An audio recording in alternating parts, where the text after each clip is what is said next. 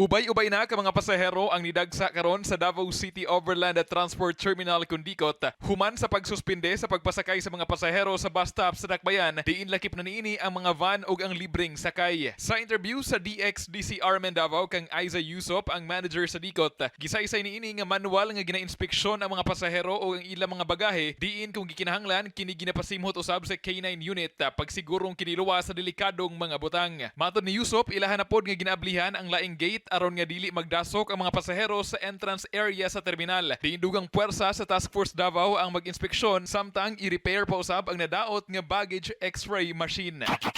Ang ginahimo pud nato is pagtaas na gyud pud kayo ang linya o bisag kanang dili ka ginapa-open na lang pud nato ang employees gate nato para diha pud makaagi tong mga pasahero nga wala kay diya dagko nga kargamento.